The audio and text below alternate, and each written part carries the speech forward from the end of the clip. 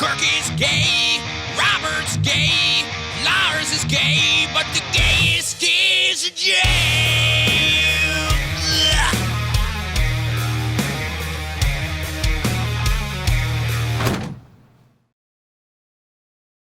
I want you to think back to the worst part of your life. It doesn't matter what, doesn't matter when or why, just the point where you were at rock bottom.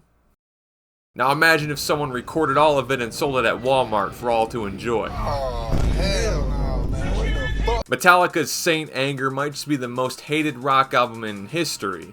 If you've read a list of the worst rock albums ever made, there's a good chance that Saint Anger was on there. And before we discuss if it deserves the hate it gets, it's important to understand the public stance on Metallica. Look, no one even came close to Metallica. I can't sit here and pretend that they just suddenly became washed up geriatrics. The 90s is where Metallica achieved legend status, but with an influx of fans came an influx of critics. Critics who really thought that Megadeth had better vocals? The Black Album, a record that famously wasn't thrash metal, brought in a lot of new fans but alienated a lot of old ones. Same thing when they released Come and Piss, two records that were less Metallica and more cowboy post-grunge. They also changed their appearance, cutting their hair and trying on mom's eyeliner. And it's not fucking gay, it's cool. You are not the guy. But in 2000 they got into their biggest controversy yet as the guys who instigated the death of Napster. But unflattering Flash cartoons weren't gonna kill the hype around Metallica. Praise and tributes were still being thrown around in their way. They were still icons, and honestly it would be kinda hard to fuck up your reputation if you were the size of Metallica. It would take like a public endorsement of the Nazi party. Nah, if there was only one thing that could turn the name Metallica into an out-of-touch brand, it would be to release an album that everyone could collectively agree was terrible. Total apocalyptic bullshit! After waiting 6 years to drop, Saint Anger was their grand return, and I swear in 300 years people are still going to be talking about this. It was controversial the moment it came out, with many people being dissatisfied with its contents to say the least. Metallica sucks, Metallica sucks. So is it really that bad, or is it just a circle jerk? Is it some misunderstood masterpiece, or is it just meat riding? I'm afraid I can only find that out myself, so let's get right into it with the first track, Frantic.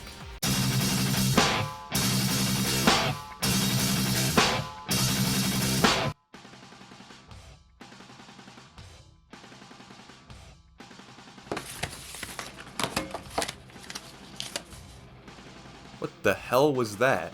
Now we gotta talk about this tone, man. Metallica has changed their style yet again with Saint Anger to something that the average fan couldn't even fathom as a possibility. Some kind of fucked up combination of nu metal, garage rock, groove metal, and a pinch of hardcore. The popular theory is, oh, those old geezers sold out once again. When will they learn to stop chasing trends, I say, from the comfort of my unwashed secret lab gaming chair? So that begs the question, what were they trying to do?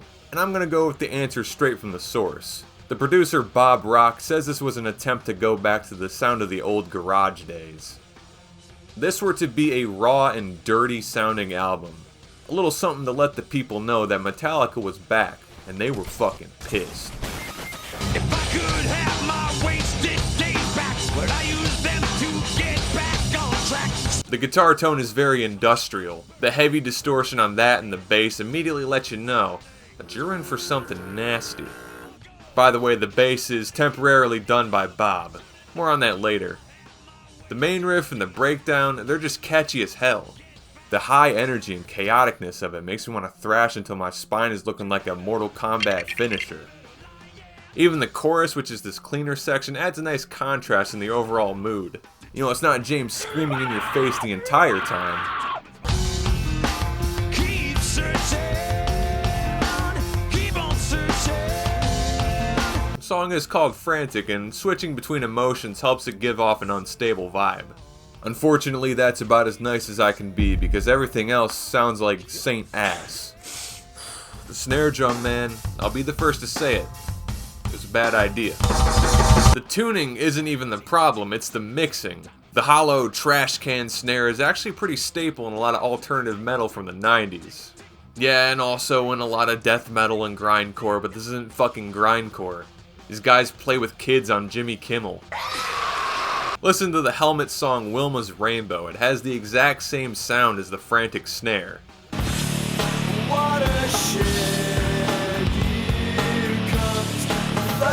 Whereas this works, Frantic's does not, because it's way too frequent and sustains forever, resulting in a near constant ringing sound. Even after Bob tried to talk him out of it, even after 2 years of production, Lars was still dead set on making this shit sound like a frying pan. It's an overdone meme at this point, but for good reason. The over-prominence is not something you can just ignore. I've listened to every track at least 5 times now, and every time I hear it, it just sticks out like a mediocre musician among 3 good ones. Mediocre? James also tries to get into vocal ranges he's not qualified to be within 100 feet of. There's a lot of screaming in Saint Anger, and the screeches in Frantic just sound painful. Like he's gasping for air on the verge of suffocating to death.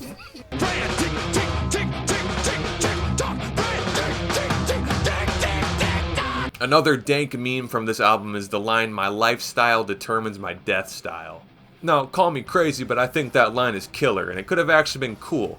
But instead it sounds like he just chugged a bottle of molasses before saying it.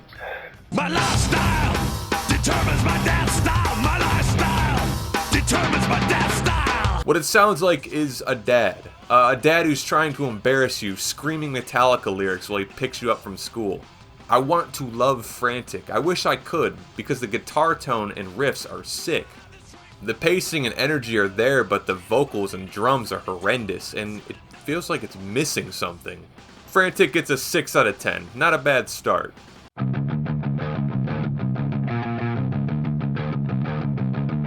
This song is like a decade's worth of pent-up frustration and anger all let out at once. Or about half of what I feel after 3 days of nofap. The main riff sounds nothing like Metallica. This is that dirty shit Bob was talking about, and honestly I like it.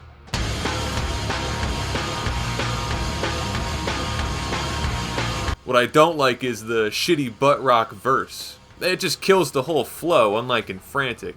It makes sense in Frantic, like I said. Plus you also got that really sick melody. Here it just feels like it cracked open Walmart's finest selection of IPA and hopped in a sports car it'll never race.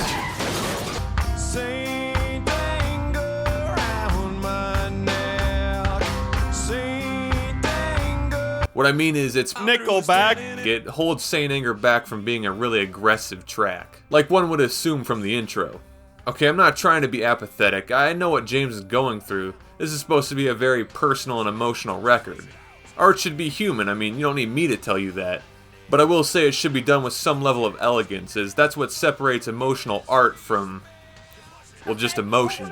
I hate being alive! I hate being alive! Saint Anger feels effortless. This song runs off repetition, repeating the same exhausting verse and chorus for 7.5 minutes with fucking nothing interesting happening.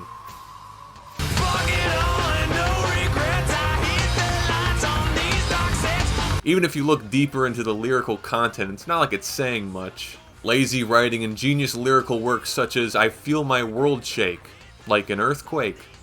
Saint Anger has the depth of a David Cage game, which is to say, it's not that deep. Also, the line "I'm madly in anger with you" gets a lot of scrutiny for sounding dumb as hell, but I'm prepared to defend it. It's actually one of the better written lines, as it highlights a normalized addiction that we don't really think about: anger. It feels cathartic as hell to rage out. Maybe bust a Nintendo Switch over your wife's head. But people who've experienced it know after 2 seconds that it's extremely unhealthy, and a broken controller is far from the worst consequence. This is why people find vices, like music similar to Saint Anger. I can totally see people who love this album just for that reason, and if you do, then more power to you. But Nitrous will take the edge off pretty well too. I mean, I'm just saying, Galaxy Gas goes kinda hard. A good main riff and chorus with terrible writing and pacing. This ain't Saint Anger, this ain't even Prophet Pissed. This is mildly annoyed megachurch pastor. And if you don't Venmo him $5 right now, Saint Anger on repeat is gonna be your eternal damnation. 3 out of 10.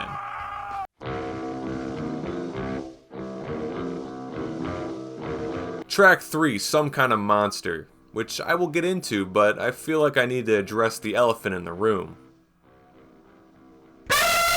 Some Kind of Monster is the perfect opportunity to talk about the behind-the-scenes documentary of the same name. It helps us understand the internal conflict that was happening and gives us context to why the album sounds the way it does, which is exactly what the world needed because nobody knew what the fuck this shit was. I'm the old norm. I want old Metallica. Not this woke therapy garbage. But the ugly truth is that old Metallica was dead, and whatever Metallica was left was on the verge of self-destruction. You already know about their boring display of butt rock and Napster controversy, and to make things worse, they just lost their bassist for the second time. Jason Newsted left the band, or should I say... He fucking left the band! He fucking left the band! Which part of that is... He cites he couldn't deal with James' controlling behavior and wasn't being allowed to pursue music outside of Metallica. This was also around the time they hired a therapist to be around their studio and occasionally have little therapy sessions. This guy Phil? So yeah, my man Phil's here, I guess. But Jason said no, that's pussy shit. I actually said I think that this is really fucking lame and weak. And I have to say, Jason was kinda right. Releasing a documentary to show the world how vulnerable and dysfunctional your band was is definitely a stupid choice. This is the exact opposite of what Metallica needed for their image at the time. People aren't gonna see James open up about his feelings and say, wow, he's so human. No, they're gonna say, wow, he's a pussy. I thought that guy was cool. What you see in this documentary is grown men acting like something between babies and battered women. What set off James to storm out of the recording studio and enter rehab? Lars calling his riffs stock. I think it sounds stock to my ears. I mean, you want me to write it down? I was straight up with you and I told you I'm in a shit mood, and what have you been doing? Fucking picking at me all night.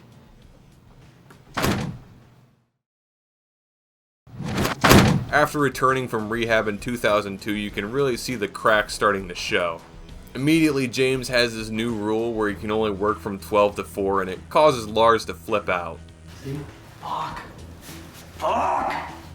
Fuck. It's just uncomfortable and not fun to watch these guys squabble over stupid shit and act like children. And that's really all you need to know about the Some Kind of Monster documentary.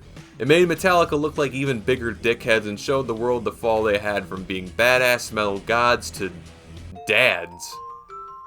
At least it ends on a high note. They all make up, start writing cute little motivational messages everywhere. They fire the therapist. Phil Towle is fucking dead. Dave Mustaine shows up and is paid royalties for the riffs he wrote. And Robert Trujillo crab walks his way into the hearts of everyone. With that out of the way, I guess we can talk about the track itself. It's not good. Some Kind of Monster starts off with a pretty cool intro. I like all the distortion effects and the switch up to the groovier tone.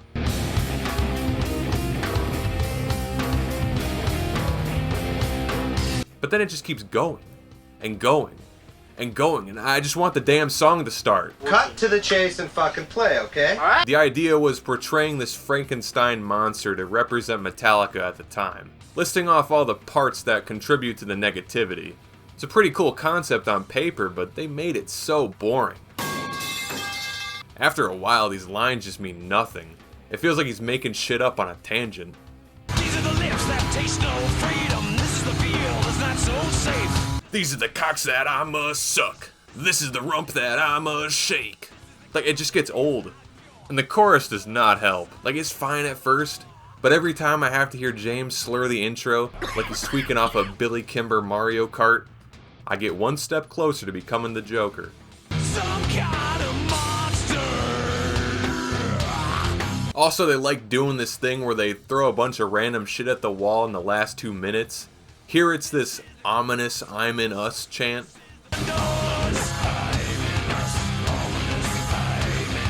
It's 27 minutes of foreplay for 2 minutes of action that just leaves you feeling ashamed. If you want to ruin your day even more, watch Kirk try to play the riff. It almost made me cry. The notes in between are fucking with me. Some Kind of Monster just feels bad, man. It's a tough listen, clocking in at 8 minutes and stuffed with the most eye-rolling shit imaginable. 2 out of 10.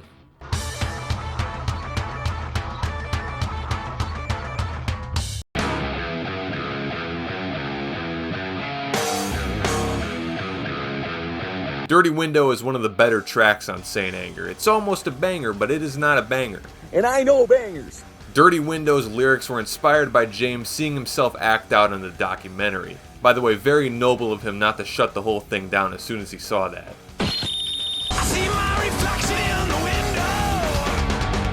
It looks different, so different than what you see. Give a schizo man some Adderall, a guitar, a paint can, and a dream, and he'll give you something like Dirty Window in about a half hour.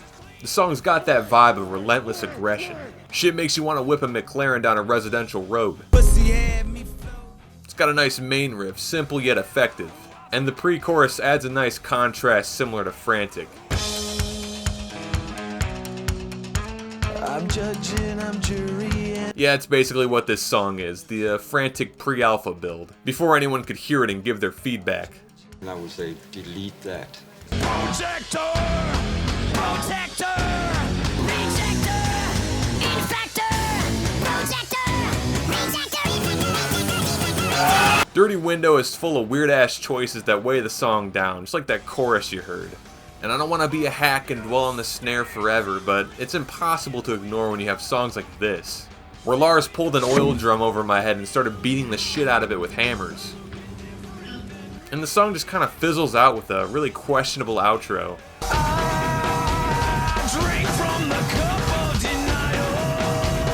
It's not very strong vocal work, it sounds like somebody slipped an ice cube down his back.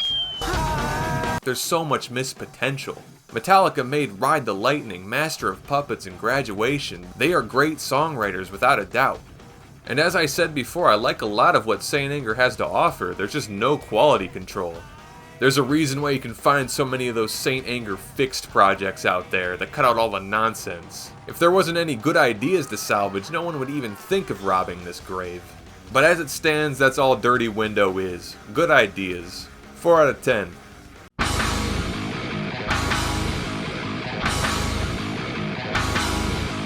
Invisible Kid is written through the eyes of a depressed teenager. No, I mean literally, this is your average net spend listener.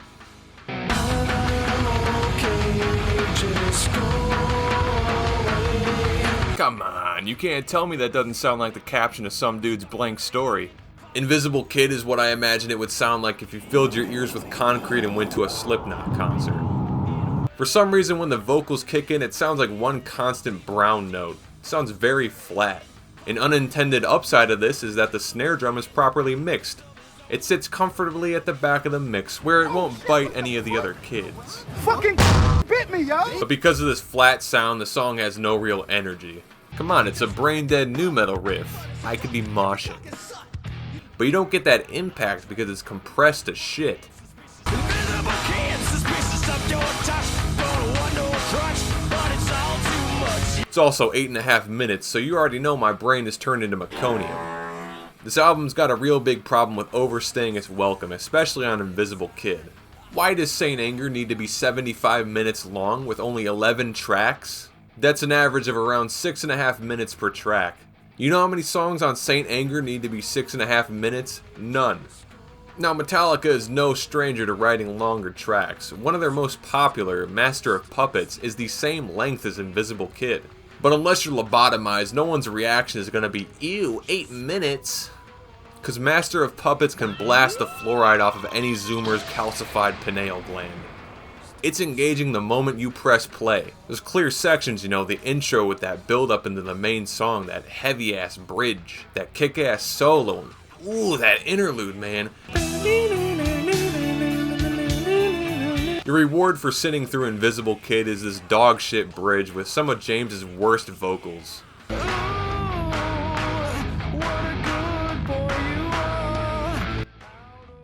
Ugh. Invisible Kid gets a 1 out of 10, not because it's a direct call out of my lifestyle or anything, but because it's bloated with garbage and none of it is worth digging through.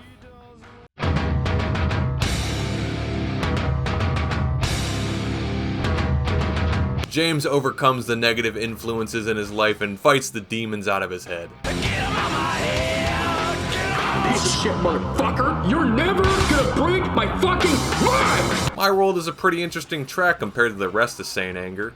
Now don't get me wrong, it sounds exactly the same as every other track, but there's a very clear tonal shift. It almost sounds like they're having fun writing the worst possible first draft for lyrics. Hey Bob, I'm gonna end this part here with Sucka! Okay, sounds good. Let's put that in.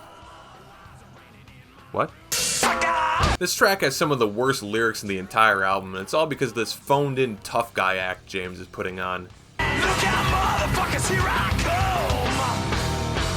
I'm gonna make my head my home! Even in the mess of Saint Angry, this song still feels out of place for this very reason. This is why you don't have three people who can't agree on anything all contributing the lyrics, and especially why you don't have a producer there acting as a friend to approve of it. I'm sure they just wanted to get it done within James's AVGN ass have to leave at 5:40 ass schedule, and Bob was so lenient with everyone to avoid them getting mad. Like God forbid James crashes out because Lars ate the last 2 pieces of bread. My World has some things I enjoy. I genuinely admire the screaming parts this time because I can feel the exertion it took.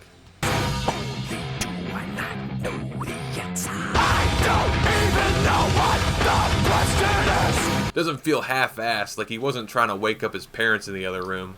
And I really like the playing near the end of the song. It's chaotic, groovy, aggressive, all at the same time with that bass line too, man.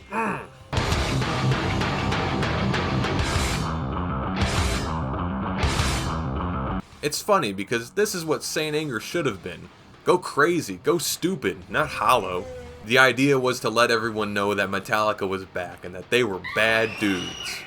But every time I listen to Saint Anger, it's like I just opened an echo chamber of all the band's combined misery. It's painful. My World has its flaws with corny lyrics and such, but at least it's fun and doesn't overstay its welcome. 5.5 out of 10.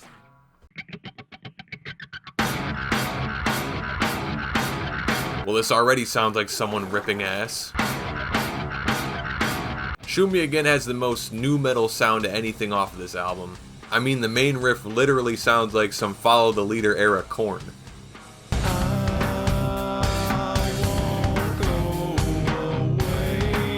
It's decent, but it honestly just feels very formulaic. It just feels a little stock to my ears. Aw, come on now, wait a minute. It does the nu metal thing of having a cleaner vocal section, which, come to think of it, applies to almost every other song. Huh.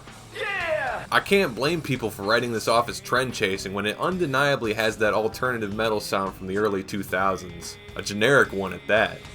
Bob said in an interview that he wanted to shake up the way radio sounded with Saint Anger by making something that sounds exactly like everything else, except bad. Shoot me again, I ain't dead yet. Come on, shoot me again, I ain't dead yet. Now I think nu metal and alternative fucking rocks, but I'm not above admitting that it can be lame as hell sometimes. Especially around 2003, I mean, people were sick of this before it even came out. Nobody gave a shit about this style. People were moving on to other genres. People wanted fresh new faces, and let me tell you, Metallica weren't getting any younger. Go home to your family, dude. Sorry for the tangent, but I feel like I had to get that out there somehow. Especially when the only thing else worth talking about in Shoot Me Again is the vocals.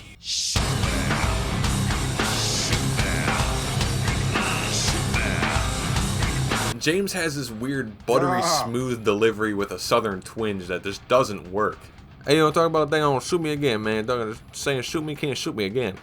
I don't know if this applies to anyone else, but I also really hate that hard K sound he says at the end of every back. And he really insinuates it. This song is very mid. It's an okay instrumental with a good use of muted notes, but it's a bit long and a bit stock. Shoot Me Again is just what I say when I have to move on to a new track. Oh. Oh. Oh.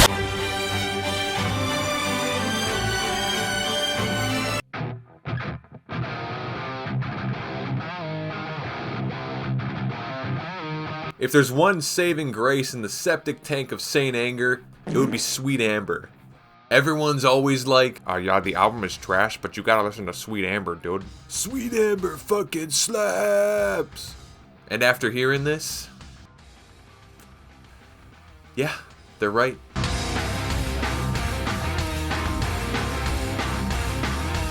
Okay, I'm not saying this song is going to be revered for years to come among the likenesses of For Whom the Bell Tolls, but it's worth your time. Let's get the only bad thing out of the way first. The vocal deliveries are a bit wonky.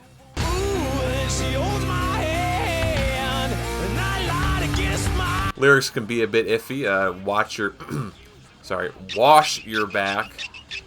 But I just want to say some positive things, man. Kirk really shines in this song. He plays some really groovy lines. Gives it a bit of a unique tone, almost danceable. Ooh, kill him. Ooh. It's a bit quirky, but sure as hell better than the tone on everything else, which, you know, is farting through PVC pipe. Speaking of Kirk, there is a distinct lack of solos on Saint Anger. For someone who can never keep his foot off the wah pedal, it's a bit concerning that there's no solos. In the documentary, Kirk expressed that the idea of having no solos was a current trend in metal, and that leaving them out would have just been trend chasing. But can I say something that I think is bullshit? This whole fucking solo out, dates the whole thing. That's so bullshit. If you don't play a guitar solo in one of these songs, that dates it to this period. But he also says he was bored of playing traditional solos and wanted to try his own things, focusing on leads. Solos or no solos, this album aged about as well as the Rolling Stones. Grow up. Funnily enough, solos were recorded not only for Sweet Amber, but almost every other song on Saint Anger. And you can actually hear them in the documentary.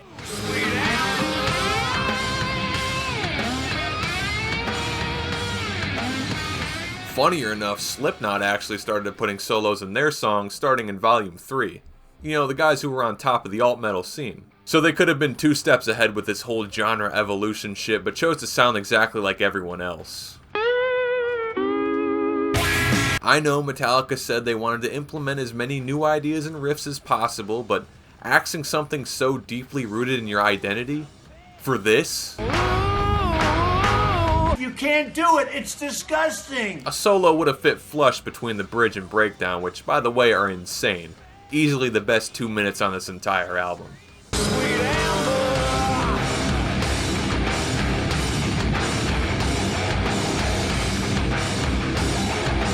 Sweet Amber brings me joy, because it actually feels like a fucking song. For one, it doesn't drag, and it has a completely unique sound within the context of Saint Anger.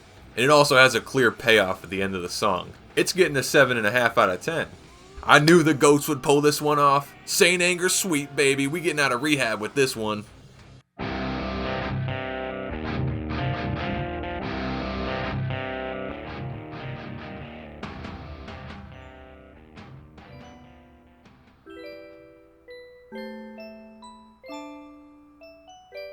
God, shit. Every Metallica album got the soft song, and I think this is supposed to be that. I mean, maybe. I don't really know what they were going for. Song's vibes are all over the place. It tries to be uneasy by setting up a voice inside your head beat with that repetitive guitar slide.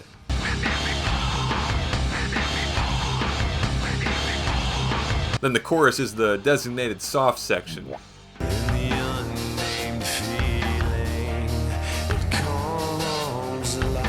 Track starts to pick up towards the end. Lars even pulls out the double bass. It's like this guy can play drums or something. I would have named the feeling boredom, because this shit's boring. But what I think they were going for is anxiety. Yep, all stages of having a panic attack are here, even the mental breakdown.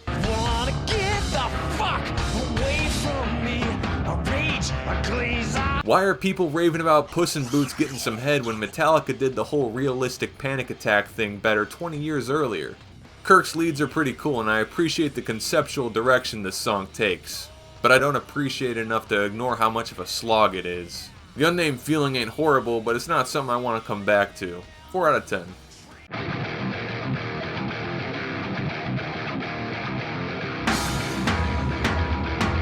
Purify is like the evil, fucked up version of Sweet Amber in the sense that if there's any song to avoid in Metallica's entire catalog, it's Purify.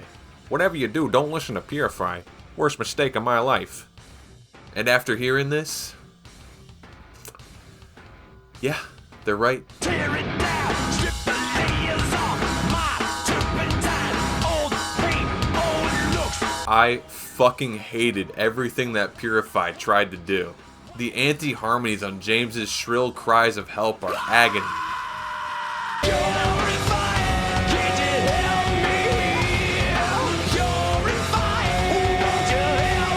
It becomes off-key and the whole thing actually sounds distressing. It's the sounds of somebody descending into madness and smearing doo-doo feces all over the solitary confinement wall. If that's what they were going for, it's a piece of art, but it still sounds terrible. It's like a parody of Saint Anger. It's every flaw this album has exaggerated to be the most uncomfortable and grating thing ever made. The mixing is even worse. The snare drum sounds even more open, like they put reverb on it just to say fuck you. The riff is boring and the lyrics stink. James has gotta like suck on a lozenge or something. His voice is noticeably shot on Purified, and every scream sounds like he's about to start coughing up blood. The bridge is fine, I guess. It just feels like aimless playing to me.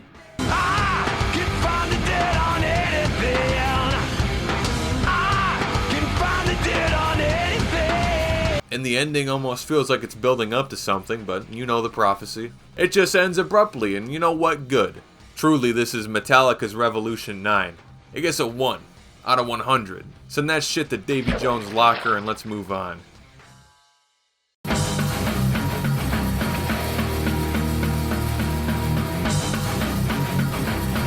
Saint Anger ends on the track All Within My Hands, a song about James's controlling nature and how it turned away Jason Newsted.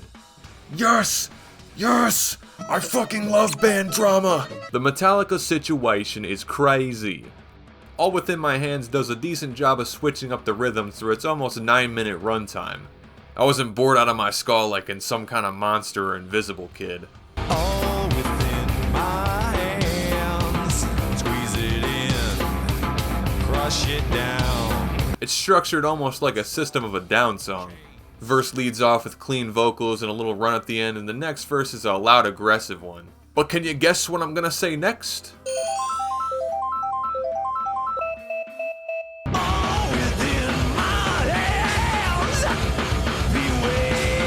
Not the clean ones, actually. You know, he serenaded me. Then something just snapped. Something inside of me. You know, for as much shit I give the divorced cowpoke era of Metallica, they do know how to make some softer songs. And I think the cleaner sections of Saint Anger are some of the only good parts, as the screaming ranges from okay to complete earfuck. I know these screams come from the heart, because they're ugly, they're not manufactured to sound tough. Shit sounds like Patchy the Pirate freaking out after watching the Lost SpongeBob episode. Metallica. Betrayed us! Nothing could prepare you for the bizarre outro where James screams kill over and over.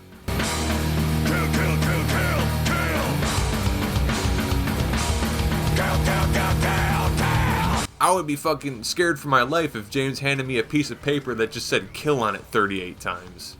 You're going back to rehab, brother. I think All Within My Hands is the perfect way to end Saint Anger. Metallica was fighting demons with this album, and this song feels like the final confrontation. Especially that outro. When it ends, it's relieving, like the torture is finally over for the band, and me. Even the title, All Within My Hands, could represent the idea that Metallica has finally gotten their shit back together. And they can finally move on with their career, releasing albums 7 years apart that somehow sound exactly the same. On one hand, this song has decent riffs and ideas. It's for sure one of the most complex Metallica songs, but it can be kinda tough to swallow if you didn't want to hear James being lit on fire. Fuck! They did name a charity after it though, so it's not all bad. I just find it funny that this is the song they went with. Squeeze it in, crush it down. Excuse me? Everyone wants to know what went wrong with Saint Anger. Well, don't waste your time because everything went catastrophically wrong. The better question is what went right, and the only thing that matters is that this saved them from falling apart and being banished to Nostalgia Act hell. The real problem this record has is that it's a victim of being made at the wrong place at the wrong time. Morale was non-existent at the Metallica HQ, and unfortunately that shows through on the final product. Saint Anger is the anthem of troubled dudes with ED and late alimony. It is a sad creation from an outsider looking in. And not sad in the sense that, oh wow, this song is really touching. It's sad in the sense that, oh wow, these guys are fucking losing it. You're slipping Jimmy. All the problems could have easily been fixed, and this album would have actually been pretty good. Don't take my word for it, go listen to the official radio edit for Some Kind of Monster. Do it right now. Your jaw will hit the fucking floor. So why, goddammit, why couldn't Bob just say no to some of these choices? I mean, Bob is the guy. He mentally tormented them to get the perfect sound of the Black Album. Well, there's your answer right there. The last thing they needed was Gunnery Sergeant Bob jerking them around and getting them more pissed off. It sounded stupid. So instead of guiding them towards success, Bob took what they gave him and made some belated answer to the trends. And it sounds stupid. Stupid. On top of the constant whining, it's Metallica at their most creatively bankrupt. For every one thing that sounds enjoyable, there's about 87 different things that just sound ridiculous or add nothing. My take on Saint Anger is that they tried way too hard to make something out of this. It would explain the whole edgy rebrand, and it cost them their entire identity. And the worst part of all? None of it even mattered. Nothing else matters! Saint Anger released, they started touring again, and shows still sold out. They were still as popular as ever. People just wanted Metallica to get on stage and play. Just put the Enter Sandman in the bag, bro. And I think Saint Anger is the point where they realize that they no longer have to try hard. They don't have to appeal to Hot Topic kids anymore. They can do whatever the fuck they want. That's why their subsequent album Death Magnetic is basically a soft reboot of their entire image. They're back to doing what they know, and that's what keeps people happy. Saint Anger sucks, and it could have been fixed, but it's one of those things that had to suck for the greater good. It's dated try-hard slop, not totally irredeemable, but it's more fun to look back on as a weird piece of Metallica history than a competent record. I give it a final score of 4 out of 10, and I can definitively say that it's not that bad. Not that bad. The well has run dry on Saint Anger discourse, and I think it's time we all move on to the real villain. I would cut my legs and tits off when I think of Boris Karloff. I'm joking, I actually think this album is awesome. Swallowed your sharpest cutter like a colored man's dick.